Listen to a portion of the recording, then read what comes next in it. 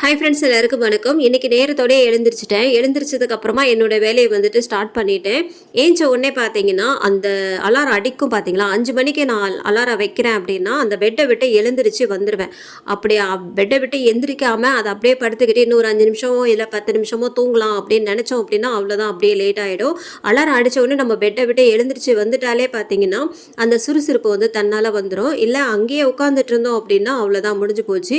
இல்லைன்னா காலையில் எழுந்திரிச்சு நம்மளோட வேலையை வந்து கரெக்டாக நம்ம வந்துட்டு பார்க்கவே முடியாது. ரொம்பவும் லேட் ஆகிடும். பசங்களும் பார்த்தீங்கன்னா அர்ஜென்ட்டாக வந்துட்டு கிளம்பிட்டு இருக்கோம். நாளைக்கு காலையில் என்ன சமைக்கணும் அப்படின்ட்டு நைட்டே முடிவு பண்ணி வச்சுட்டேன். இந்த மஷ்ரூம் பிரியாணி தான் பண்ண போகிறேன். என் பையன் வந்துட்டு மளிகை சாமான்லாம் வாங்குறப்பவே இதை எடுத்து கொடுத்து, அம்மா மஷ்ரூம் பிரியாணி வந்துட்டு பண்ணிவிடுங்க, நாளைக்கூட டேட்டு முடியுது அப்படின்ற மாதிரி சொன்னான்.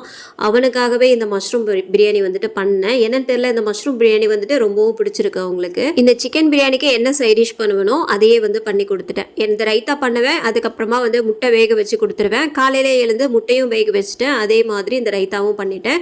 என்ன ஒன்று, இன்றைக்கி வந்துட்டு வெள்ளரிக்காவும் சேர்த்து பண்ணேன். ரொம்பவுமே சூப்பராகவே இருந்தது. நம்ம ஏனோ தானோன்னு கொஞ்சம் அவசரத்தில் பண்ணும்போது தான் பிரியாணி சூப்பராகவே வரும். ஆனால் கரெக்டாக பர்ஃபெக்டாக பண்ணணும் அப்படின்னு நினைக்கும் போது தான் ஒவ்வொரு நாள் வந்துட்டு குழஞ்சி போயிடும்.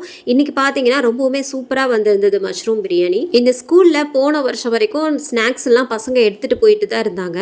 ஆனால் என்னன்னு தெரியல, இந்த வருஷம் வந்துட்டு ஸ்நாக்ஸ் யாருமே எடுத்துகிட்டு வரக்கூடாது, ஃப்ரூட்ஸ் மட்டும் தான் எடுத்துகிட்டு வரணும் அப்படின்னு சொல்லிட்டாங்களாம். என் சின்ன பையன் மட்டும்தான் ஸ்நாக்ஸ் எடுத்துகிட்டு போவான். அதனால் ஃப்ரூட்ஸ்க்கு வந்துட்டு அவனுக்கு மாம்பழம் வந்து கட் பண்ணி கொடுத்துட்டேன். 2 நாளும் பார்த்தீங்கன்னா மாம்பழம் தான் எடுத்துகிட்டு போகிறான். ஏன்னா அவன் மாம்பழம் தான் ரொம்பவுமே பிடிக்கும் அவனுக்கு. நாளைக்கு ஒரு வீடியோவில் பார்க்கலாம். பாய்.